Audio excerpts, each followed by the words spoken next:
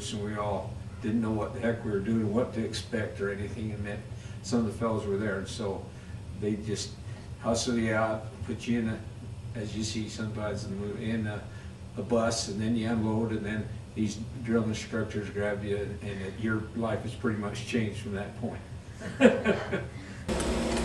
They pretty well put us where they wanted us. I didn't have much of a preference where I went, so ended up in the Air Corps. I was forced in the Army. Oh, they were always after you to, you know, shape up or ship out, either one. Well, to be honest with you, they had a draft lottery, and they did that by picking ping pong balls out of a machine. And I remember listening on the radio the night that they did it for my year, and I was number 54, something like that, and they were taking up to about 196. So I was going in. It was just a matter of how I would like to go in. So I decided that if I was going to go into this war, I'd like to go in as a pilot. So that's what I did. Well, I certainly had a feeling that my life was changing and it was never going to be the same again.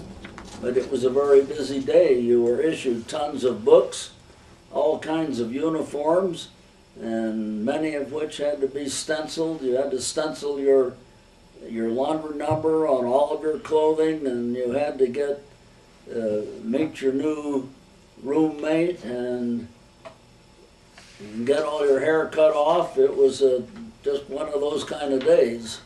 And he was a lieutenant colonel, been around forever, and his job was to keep me alive, and whatever he told me I did. I was technically the aircraft commander, but whatever he told me, I was happy to do it because I knew that he was going to keep me alive.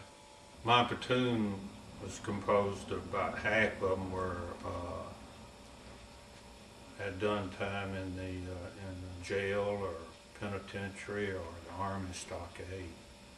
So they were good guys to serve with because they were used to dealing with difficult situations in civilian life. And we ended up having 52 people that graduated, and so they put 52 airplanes with a base. For example, Phoenix F-4, Japan C-130. So they put the base and the airplane together. Number one in his class would pick first, and number two would pick second, and number 52 gets what's left. My class started out with 900 and 576 graduated.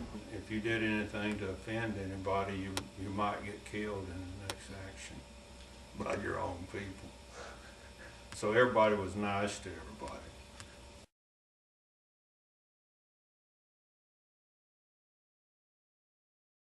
A mortar shell hit right in front of me and just tore the limbs off the trees, and never hit me, but it rained hell all around there.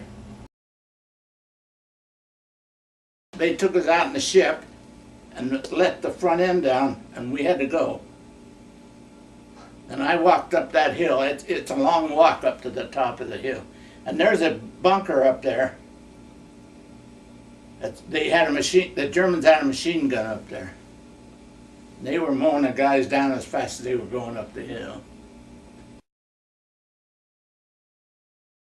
One stepped on a landmine and blew him all to pieces. Well, in Normandy you would, you know. It was about 3 foot of water it was when you got out of that tank lighter.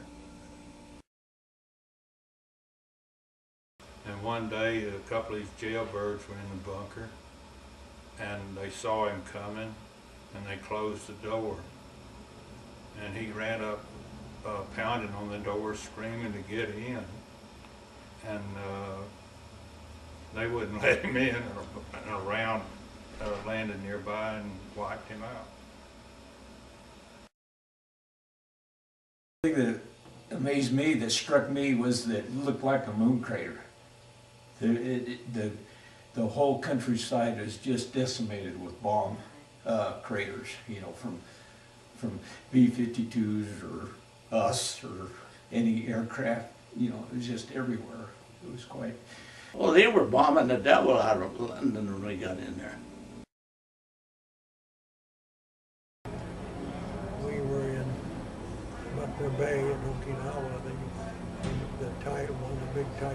talking to, and it sunk our ship. And they were doing sniper shooting. And if they'd catch soldiers out alone and out far enough, why they'd shoot them.